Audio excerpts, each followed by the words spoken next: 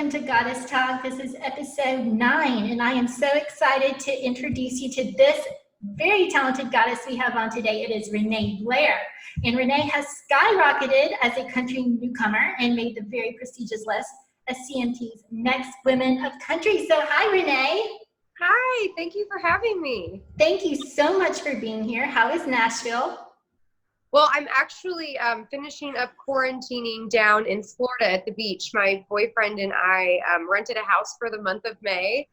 So it's been really awesome to kind of put a positive spin on this craziness going on. I know, that's right. Well, I saw your beach pictures somewhere on social media, so I'm glad you're enjoying the beaches and all of that. But I know things are crazy in Nashville right now, from the tornadoes to quarantine and everything else. So I'm sure it's nice to get away from the craziness. Yeah, it is. However, this is Memorial Weekend, so it's a holiday. And I was joking that it feels like it's attack of the frat houses or sororities. It looks like all the kids that maybe didn't go to spring break are here celebrating this weekend because the beach is open back up. So I'm kind of, for the first time, like maybe a little bit ready to get home. I forget. I think I was just telling you it's my birthday next weekend. So I always kind of overlook Memorial Day because I'm always so excited for my birthday weekend. But that's right. Yeah. It is a crazy holiday weekend. So, well, anyway, I would love to get started and talk about all things you. First, I just want to introduce you. I've had the honor and the privilege to meet Renee through some mutual girlfriends, and so I'm so excited to have her on today. I also just want to talk about her amazing music, so everyone needs to go to iTunes and download it now. I've been just gearing up for the interview. I've been listening to so much of it, but I'm such a fan. It's so amazing. Her work is described as energetic, honest, and wait for it, sassy. So it is awesome. I have so many favorites. Some of them are Here I Am. I always say Here Am I. Get the Girl, Handsome, and she has a new release that I know we'll be talking about coming out June 5th. Is that correct? Yes, I'm very, very excited.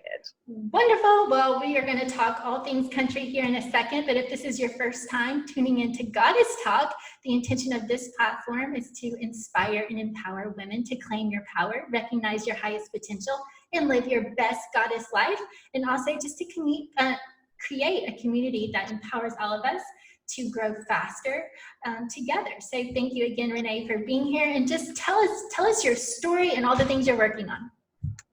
Oh, wow. Well, that's a lot, but let's see, how could I make this kind of the longer story short with all the highlights that you want to hear? I grew up in St. Louis, Missouri, and it was a weird time, especially in music for me, because when I was in middle school, which I feel like for most people, your pivotal years of kind of, figuring out what kind of music you like and experimenting and developing your own taste for, whether that's food or music or movies or whatever it is, you kind of really start to form your own decisions, I would say, like, maybe 4th, 5th grade and then onward. Yeah. Because before that, I feel like it's just, whatever's put in front of you as a kid. Your parents would just throw on like Sesame Street or something, and you didn't really have, you start developing that voice around that age for sure. So in St. Louis, Nelly was at the time the biggest artist on the planet. And I remember at school, because I lived in like St. Louis, the downtown area, not the actual downtown, but, the suburbs. It was considered part of St. Louis, the city. But my dad lived on a farm in mid-Missouri, so I had these country roots, but then this love for hip-hop at such a young, early age. And I remember kids at school would get bullied if you admitted that you liked country music. It was like, Nelly is the king, he's the god, and so at school I kind of shied away from country for a few years because it was just so uncool. And of course, when you're in middle school, all you live for is to be cool.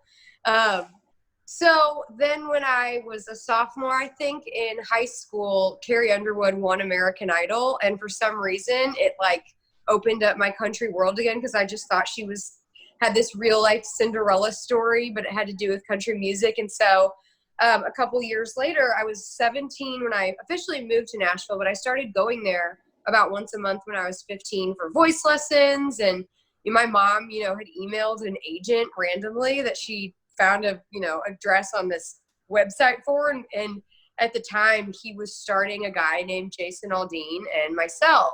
Now, obviously, Wow. Jason Aldean has gone on to be a megastar, and I feel like I'm still kind of the new girl just getting started. But I had a firsthand to see, what essentially like a huge Nashville career looks like from the ground up. So, I was a baby in retrospect. I was, like I said, 17 when I first moved there. And if you would have told me that I wouldn't have had a Grammy by the time I was 20, I would have like literally been so angry with you. And so I moved there with these huge dreams, these huge goals. And, I'm, closer to 30 than I am 20 now. And so for me to really feel like I'm still just getting started, it's been a lot of up and downs. I've had, a lot of traumatic experiences that have happened to me along the way. So the fact that I'm still going, I think just proves that I really have a passion and a love for it. I believe somewhere deep inside of me that I have something to say that I think women will really resonate with and kind of need to hear, not just want to hear, because there's a void in the marketplace right now, I think, for a strong female voice. I grew up being obsessed with the divas, the Celine Dion's, Whitney Houston, Faith Hill, Mariah Carey. And I think there's some room for a powerful, dominant female. And I'm hoping to find my way and do that. But like I said, we still have a long, long way to go. No, well, I am watching and I am a huge fan, and I just so tell us more about that. What is that voice and that message that you want to get out there? Well, so I went to Belmont for 2 years and I dropped out to pursue that kind of development deal with the Jason Aldean team I mentioned. And 6 months after I left college, unfortunately, I fell asleep at the wheel and had my mouth wired shut for 12 weeks. So I did a video like Kanye West singing through the wire with my mouth wired shut. And then that got the attention and kind of went viral on some Christian websites. Because my mom made this video of my car wreck, and then it morphed into me singing with my mouth wired shut. But so that kind of, got the ball rolling again. I finally had a story, because I remember being such a young girl, and they're like, well, you're 19. You have nothing to say. You haven't lived life. And I always got so mad about that. Or when people would say that to me. And so, right after the first accident, I was in an even worse accident. I have a 13-inch plate in my arm with 15 screws. I got thrown off of an inner tube out on a lake about an hour and a half outside of Nashville. And my arm was completely paralyzed for 4 months. So basically, I left college to pursue my music. And within the first year, I was in and out of the hospital. I'm talking like 5 to 10 surgeries. Just didn't know, I didn't know what was next. I didn't know why this was happening to me. I didn't know if it was a sign from God, like I was on the wrong path. And it took a while to really come out of that. And then when I did, it was about 2 years later when I felt fully back to normal. And a lot can happen in 2 years as far as industry talk goes. So any steam or heat that I had most certainly died off, and I had to pick back up and start again. And I found a whole new team of people, and, then started writing a ton and performing around town, and, then got a record deal and a publishing deal, and then those went away. And now I'm in a new phase of a record deal and finally touring for the first time, up until this pandemic. But it's just, the industry is a constant test and a roller coaster. And this first second that you kind of start to feel safe, or like you're on the right path, something wild or crazy always happens. And so it's definitely not what I thought it would be when I was 15 and I blindly and naively ventured off to Nashville. But you were saying, so what is my voice, or what do I really want to say to women? And I think my story is really just one of resilience. And it's just, no matter what life throws at you, it's going to throw you shitty things. That is life. And it's not what happens to you, it's how you react to it. And, I have my days where I cry all day long and I'm very confused, but sometimes I need those days in order to really get refocused and prioritize what is important to me. And then the next day I'll get up and I'm proud of myself again. I'll do something that I think is awesome, or, I'll work really hard. So I think it's just about your consistency and to keep going, even when you don't really know why you should, or you just feel depleted. So yeah, I kind of would like to think of myself, hopefully when it's all said and done, as somewhat of a warrior woman. I love it. I have to tell you, so I take notes as you're writing, but so when you were doing that, I wrote down resilience, and then you said, well, so my main message is resilience. And I'm like, yes, sister, yes. So, Yes. you know, I think so many people, especially with someone as so much success as you have, think, oh, well, you know, she's just lucky, or it was just overnight. No, it's years and years of dedication and hard work. And like you said, resilience. And I think it's a warrior spirit that lives within you. And so thank you for being this great example of that, because goodness, those were some huge obstacles, but you didn't give up, you kept going.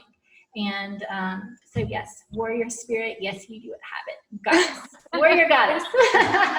Thank you. Yeah, I mean, I think just reminding myself every day that I'm human and to give myself grace. I'm bad at that sometimes. I will beat myself up so bad because I think I'm capable of more. I want to achieve more, but I need to remember just to take a breather, and you're just planting seeds, and you got to water your seeds, and it takes some time for them to fully grow and blossom. And the patience thing is what I really try hardest to work on, because if I let that get the best of me, it certainly can. Well, tell us, how can we best support you? Like, what's your social media handles, your website? Tell us about this new single that's coming out. Tell us everything, how we can support you. I mean, honestly, what would mean the most to me is if you truly love the music and you just want to listen to it, not just once to say you did. Like, if you find yourself really consuming it and singing it over and over again and sharing it with your friends, that's always the best to me, is when a girlfriend would pass along music to another girlfriend because it reminds them of them. So I would really like that. But I kind of joke that my entire set list, actually, top to bottom, if you ever get to come to a show, once shows start happening again. Yes, and my daughters, I forgot to say it in the intro, but my daughters are obsessed with wanting an autograph from you. So next time I'm going to have to get it from you. I've got two little girls dying for it. Absolutely. Well, you'd have to bring them to a show in Nashville, hopefully. I would love to meet them. Yes. But yeah, so as I said, I had my accidents early on in my 20s, but then as I was trying to make it in music through my 20s, I hung out a lot in Midtown, which is right next door to Music Row. And so I kind of joke that a lot of my music is thematic with, you know, the single girl in her 20s that would go out drinking with her girlfriends and maybe kiss some boys that she shouldn't. So there's a lot of that, you know, that kind of space that I was living in at the time of a lot of the music that's come out so far. But the summer song that we are releasing, God, I think in less than 2 weeks, maybe. I'm so excited. It's June 5th. But this album, have you seen the TV show Friends? I'm sure you have. It's like the best show ever. Okay. So you know how every episode of Friends, it doesn't have like its own real title. It says like the one where Phoebe fell, or the one where they go to Paris. So I've been writing songs in Nashville, you know, for over a decade, and I just had my favorites, but some of them were a little more slow. Some of them were your drinking songs. Some of them were your heartbreak songs. So I just got the wild idea to kind of release the album in stages, because most everybody now releases, you know, their music to Spotify and one song at a time, maybe, or little packages, not like a full album like we used to do back in the old days when I was dancing to NSYNC. Right. Or so, CD, right? Right. So the album that I'm putting out this year is called The Ones, but it's in chapters of 3 songs each. And the first chapter that we did at the top of this year was called The Ones to Slow Dance To. So those were all ballads. And I figured it was still winter and cozy and, you know, make you like cuddle up with your significant other and slow dance. And then, so this next chapter is for summer, and it's just called The Ones for Summer. But the first song out is called Heating Up My Summer. And it's basically that it's so miserably hot outside, but then you see this guy that you think is cute, and it's like, whoa, it's about to get hotter, because me and you are going to heat up this summer together, baby. So nice. I'm really excited. It's really, really fun. It's really catchy.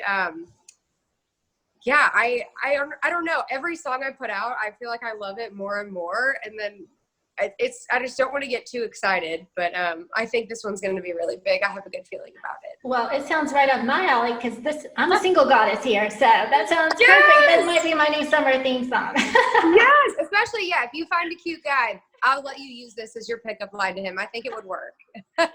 Awesome. See, everything is meant to be. Things just fall into place as they should. Perfect.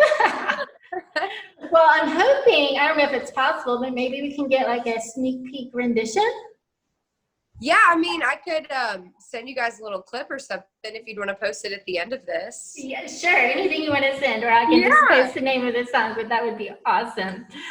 Well, tell us, so what is your Instagram, your Facebook, website? Is it best to support you on Spotify, iTunes, YouTube? Like, what's the best thing for us to do? Yeah, if you'd want to buy it and download it, definitely iTunes or Amazon, but streaming is always great too. And like I said, share it with all your friends, and just I hope that you really love it and want to turn it up and sing along and rock out in the car. But yes, at Renee Blair or Renee Blair Music on Facebook. Instagram is just at Renee Blair, but most everything else is at Renee Blair Music.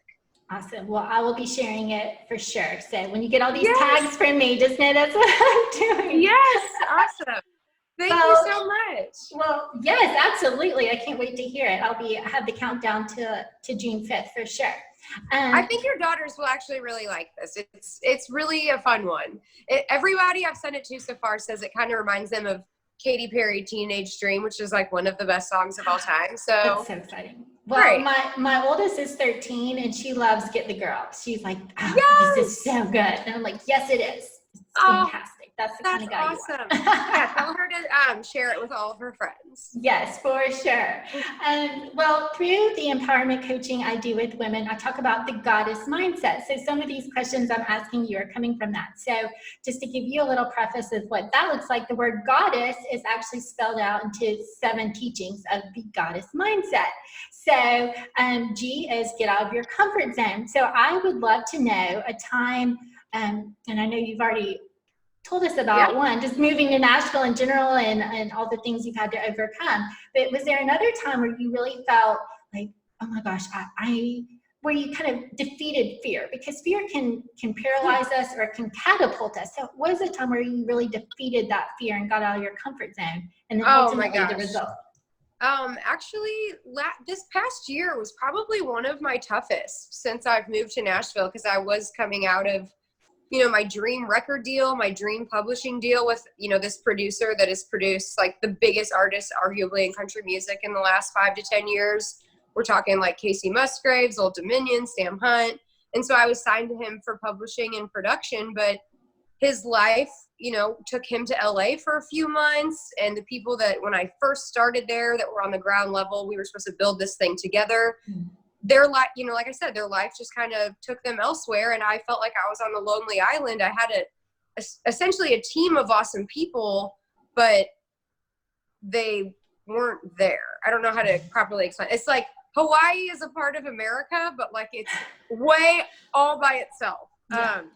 So I had, there was a lot of the Nashville reputation that I felt like came with being a part of that company, but I didn't see myself advancing at the speed or, what's the right word? Like, I just thought that the work I was putting in and my heart and my passion, it should have been, handled a little differently or been taking off in a different way.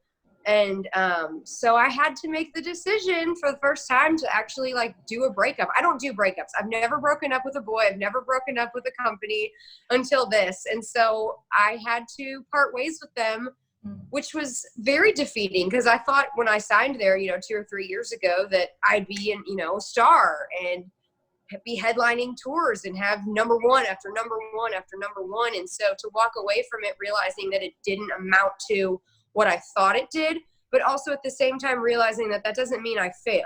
I still showed up every day, had my heart and soul in the right place. And maybe this was just, the time that I needed to have faith and say, hey, if you stay on your path, it might not take you where you thought it was going to, but just stay true to yourself and what you know that you deserve. And so I had to take that leap of faith and leave that company. And it was the most terrifying thing I think I've really done professionally, but it's been a great year since then. So I think once you face your fears, you realize they're not nearly as scary as you thought they were. And that's maybe why we all put our fears off from, facing them for a long time. But I think that pain in between actually facing your fears and dealing with the fear is the scariest place of all. Because once you do it, you're going to get through it. The worst thing that's going to happen is you die, and then you definitely can't deal with it. So, yeah. I love that, because here you are so successful and you still face fears, right? Even in your day-to-day thing. And what makes you resilient, like you said before, but what makes you shine even brighter is your ability to navigate around them. So I'm actually reading a book now. It's like The 7 Spiritual Laws of Success. And one of them is talks about uncertainty and how fearful that can be. And so we are so scared of what is uncertain because we tend to believe the worst case scenario instead of the infinite potential or the infinite possibilities that could be even better than our perceived disappointment. So I'm so glad you mentioned that, because, you know, these are things that affect you no matter who you are, whether, you know, you are CMT's Next Women of Country, or if you are CEO of such and such, or if you are an author, whatever. Like, fear is part of life, but it's how you navigate it and how you ultimately embrace uncertainty with infinite possibilities. So thank you for sharing that. That's really great. Absolutely. Another part is just, again, talking about fear and self-limiting beliefs. So we all can tend to listen to that inner critic, that negative voice. And first we have to be aware of it, that that's not our truth. So what is, can you give us an example of kind of what that voice looked like for you at some point in your career and how you overcame that as well? Yeah, I had a girlfriend that actually told me, I was venting to her about, you know, the navigating Nashville, and she goes, "You have limiting beliefs." And I was like, "What do you mean?" "No, I don't." And she's like, "Yeah, you're telling yourself, oh, I can't do this until this happens, or I can't get on this tour until I release this many songs."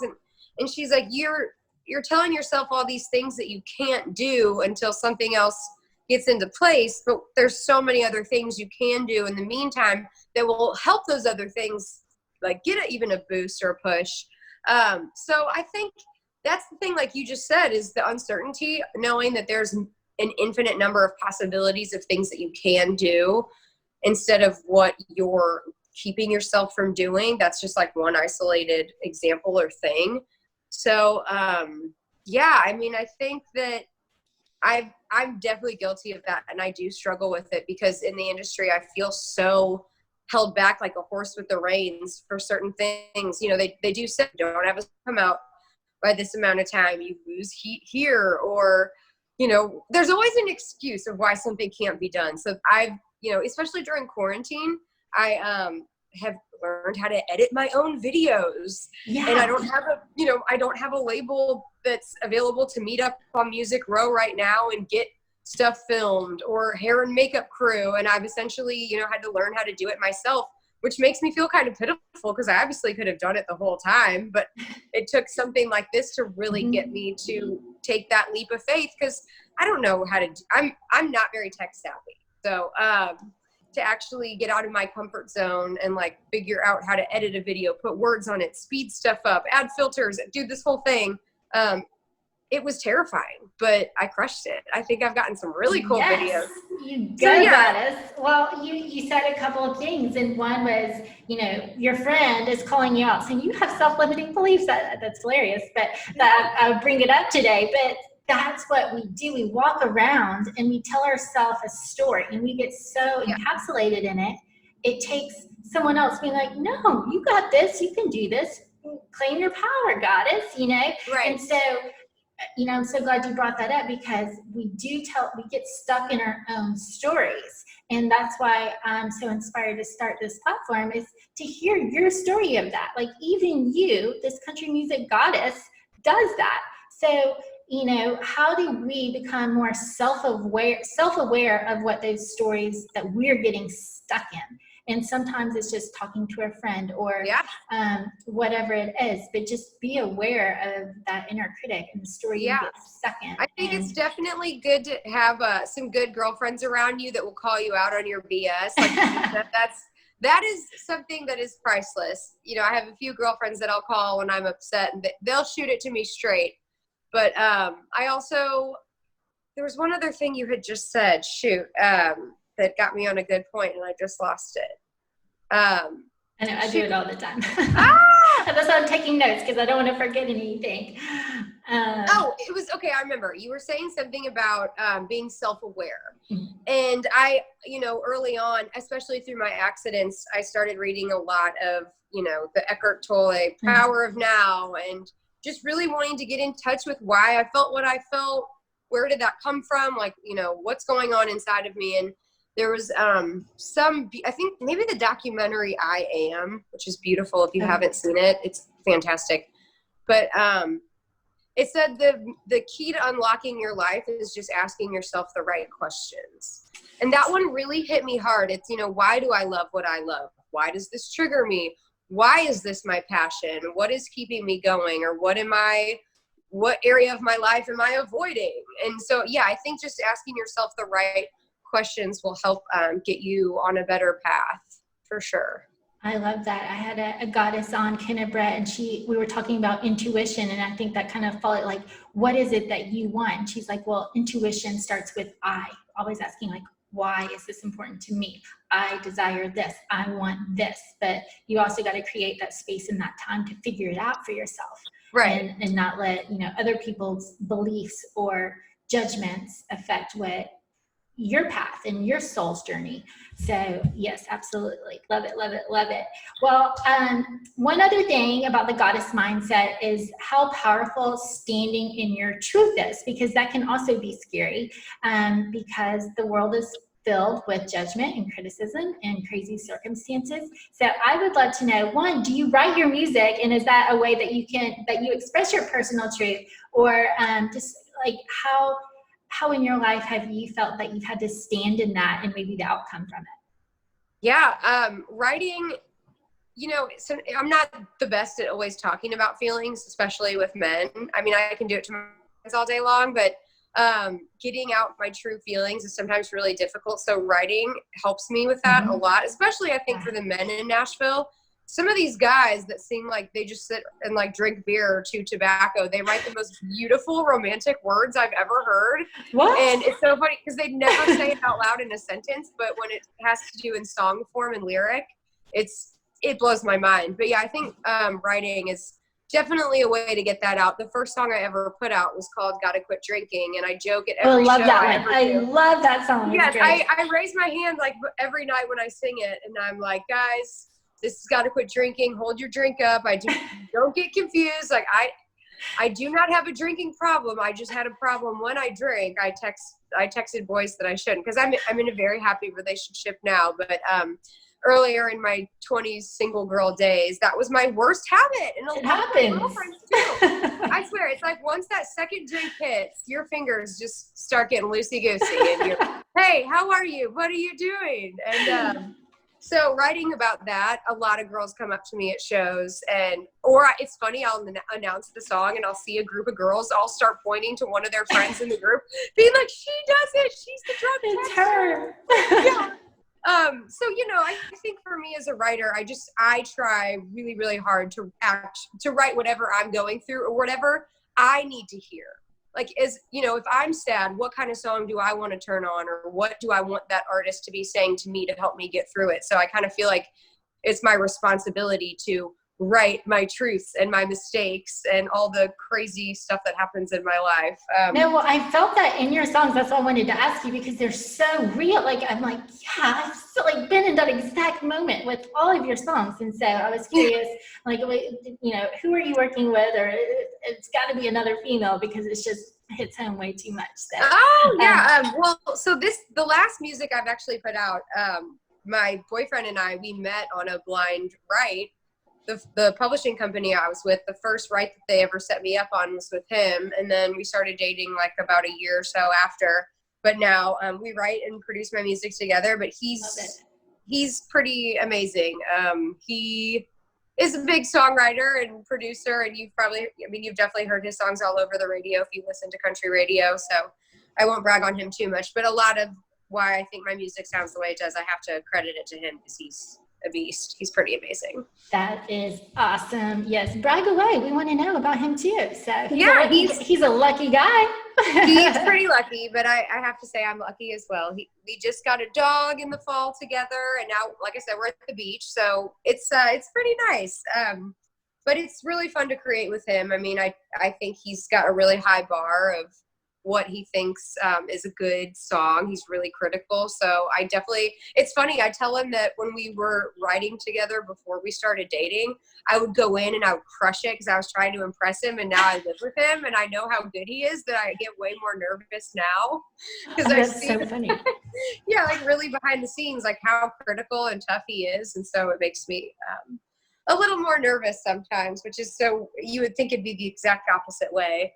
But no, I love that. Goddess confessions always come out during this episode, so that's definitely a great goddess confession you had. Yeah, but he what was it? Oh, so I was gonna say, yes, I have a lot of like the early heartbreak kind of girl that drank too much and kissed the boys she shouldn't part of it. But then, as you mentioned, Handsome, one of the songs that came out. Some of my songs I kind of feel like are noticed are chick like pickup songs, because I think in my single days, then even with my boyfriend, sometimes girls kind of have to nudge and make the first move a little bit, or like really just put it out on the table, because guys aren't mind readers. And especially like, you're a stunning woman. If I were a guy, I wouldn't want you to reject me. So it's like, my songs are a little like, the first song we actually wrote together was called Do Something. And it was just basically like, you see a guy at a bar and it's like, you're looking at me, staring at me, like, are you going to do something? Are you going to buy me a drink? Like, come on, let's go. I love it. There's nothing wrong with going after what you want. Right? Yes. So the song that had just come out, that's one of my favorite songs I've ever written or been a part of, because men really do like to be complimented just as much as women. But, you know, you listen to all these country songs and it's like, you know, girls have a little black dress on or red lipstick or their hair up or down or wake up with no makeup on and Daisy Dukes. And for girls, we don't really have a lot of options of how we can compliment men. I like found myself trying to write about like how good at looking a guy is. I'm like, okay, so you're hot, you're a stud. Like, and then I joke, I was like, okay, we're not going to just sing like, wow, look at that guy in that white V-neck. Like that's just, so the song Handsome, I think, is just the best way that I found to compliment a guy, because I think girls are so lovey-dovey and want to be romantic. And this kind of gives us the opportunity to really love on our man and make him feel special. I love it. I love it. Love it. Yes. Check out Handsome. I'm kind of in the Better Off song. That's the phase. That's my phase right now. My goddess confession. So. Oh, don't worry. I was in that phase for about 2 or 3 years. It's a tough one, but this too shall pass. Yes, this too shall pass. I think I'm on the I'm at the very end. Hopefully. Anyway, next question. Tell us your goddess tip or trick. It can be like a beauty product or just mind, body, soul, just something. Oh, I have to say Latisse. I mean, I know some girls with blue eyes like say that they hear rumors it changes the color of their eyes. I had gotten lash extensions like 5 or 6 years ago and got horribly allergic to the glue. And I get more compliments now about my lashes using Latisse than like the 2 months I had extensions. Latisse makes my lashes grow like creepy crawler caterpillars. I put it on my brows. That's kind of my biggest beauty secret, because I always, you know, every woman feels like she walks a little taller or holds her head higher. For sure. I don't know. This might be a new ad for you. We're gonna have to send this to them. I'm like, Latisse, if you hear this, please, I at least like shamelessly promote your product everywhere I go. You should at least give me a free bottle or 2. Yeah, they really need to consider that you're the new cover girl for Latisse, for sure. Let's go. So yeah, I would say that. Plus, you know, the older and older I get, I really feel amazing when I wash my face, but I'm notorious for falling asleep on the couch. So if I can actually make it to the bathroom and wash my face, I think every girl should do that. It just feels amazing. It's like the most simple thing ever. It is, but we all do it. We all fall asleep without doing it, but it's something we should do. Well, we've got one more question and then I've got a surprise. So the last question is, who is just your favorite goddess in your life, or someone who's just been really inspirational to you? Oh man. Do I have to know them, or like, can I idolize them from afar? Either way. I'm going to go very stereotypical and say Marilyn Monroe. I have studied in like almost in an obsessive way, not her, like the beauty aspect of her, but just like her mental state of how she, you know, came up as an orphan and falling in love, and like just the tragic love aspect that she had while navigating her career. I was just always mesmerized by it. And there's this big Marilyn Monroe coffee table book where they have photocopied some of her journal entries. Oh, and that wow. to me is like more fascinating than, seeing some of the old, photo shoots or whatever that she had was, because I think for me as an artist, I put myself out there every day, and she did that as well. And so I really wanted to figure out the mindset of what it was like to be in her head and in her heart, and the people that she was closest to, like Milton Green, the photographer. So I love Marilyn Monroe. I think she just changed the game for beauty for women, and really made you want to get into your feminine side. I mean, I wanted to be a beautiful girl or care about what I was given because of her. That is such a fantastic answer, and I would love to read her journal entries. That's something I do every day. I'm an author, but so I write all the time. But oh my gosh, if someone got a hold of my journal and published it, I would love to see that. Yeah. I think I told my boyfriend the other day, I was like, I haven't really journaled a lot in the last couple of years, maybe because I'm like a little nervous of what I'll write. Like, it's like today I wrote a song about how like I was just feeling bad about the world. I don't know if I want to go back and read that sometimes, but I don't, but for someone as creative as you, I mean, it could be magic too. So yeah, it is. I miss it a little bit. I've kind of replaced journaling, I guess, a little bit with meditating sometimes. Yes. Yeah. I meditate. Are you a meditator? Yeah. Meditate and I journal. And then that might help the content a little bit as well. I should do like a pre-meditation journal and a post-meditation journal and compare. Probably night and day difference. At least it definitely would be for me. That's so funny. Okay, so now what I know I sent some questions to you before the interview. So this is going to be a speed round of questions, and just answer the first question or the first answer that comes to mind. Okay. You ready? Yep. Okay, what's your zodiac sign? Virgo. Love it. Favorite food? Mac and cheese. Favorite book? There was a book growing up called The Queen of the Big Time. Ooh. But over quarantine, I just read the book, The Glass House, which was, have you read that book? No, what's it about? They made a movie. I think Sienna Miller's in it. It's a girl that basically grew up in poverty. She lived at like 25 different addresses by the time she was 10 years old. Her dad was always on the go. And then she became this big writer for like New York Times. Wow. And she would like drive by a homeless park in New York City, and her parents would still be like digging in the trash. And it's so powerful. It's really, really amazing to see, how your upbringing can influence your perseverance for what you want out of your adulthood. So The Glass House, I just finished that. It was fabulous. I'm usually like a personal development junkie, but I'm going to have to read that one. That sounds fantastic. Yeah, Who's the author, really you know? It's written by the author. I will text you her name. Okay. I can't think of it right now, but it's awesome. Okay. And then do you have a favorite quote or slogan that like you always say? I think a quote, the first one that came to my mind was hurt people hurt people. And that's really important for me to remember a lot is, whether it's some random fan who you've never met writing, that's not country, or on my stuff, or, even a friend or somebody that just kind of snaps. I think that's a big one, especially for this day and age, to remember that what people do to you is, I take things too personally sometimes, and I just need to remember it's not a reflection of me, because I really do always try to pour love and light into but someone's not like on that same level with you. Yeah. They can't match there. So yeah, hurt people. And I think we all get a little too wounded and take things way too personally and don't realize that it's someone else's issue and not yours. And so kind of walk away from unnecessary, pain. It's so true. And that is a great one. And I'm a Namaste fan, and so, the light in me sees the light in you, but I've kind of changed it. I've put the goddess spin on it. So the goddess in me sees the goddess in you. Yes, that's amazing.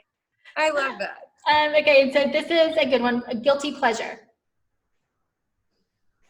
Oh, I have a lot of them, but I would say lately it's been a nice cab, a red wine. We've been going through a lot of bottles of red wine during quarantine. Yeah. Liquor sales and wine sales are like off the charts during quarantine. It's crazy. Oh yeah.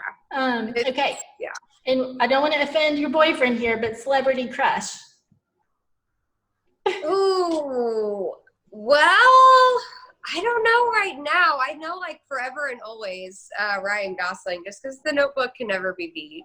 Okay. So, but my boyfriend during quarantine has not cut his hair since Christmas, and he's got this Bradley Cooper like really hot hair flow going on.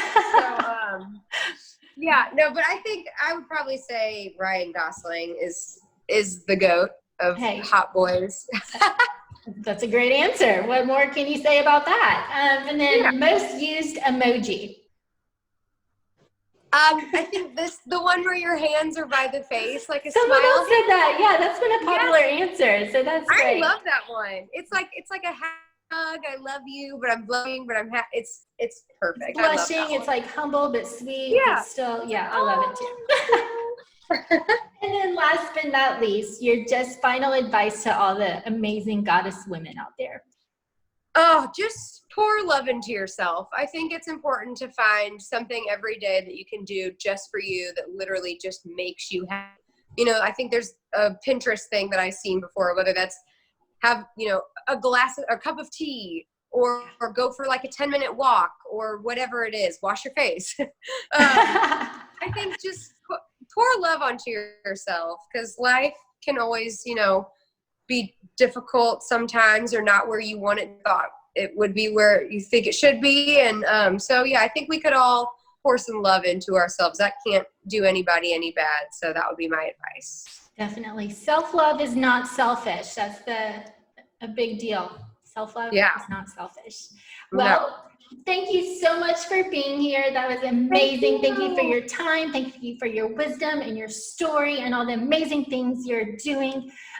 Everyone, make sure to check out the new single June 5th, and I'll be posting that so you can follow along as well. Thank you so much for joining this episode of Goddess Talk. I know you found something inspirational that will help you claim your power, recognize your highest potential, and live your best goddess life. Thanks, goddesses. Awesome. Thank you for having me. Thank you so much.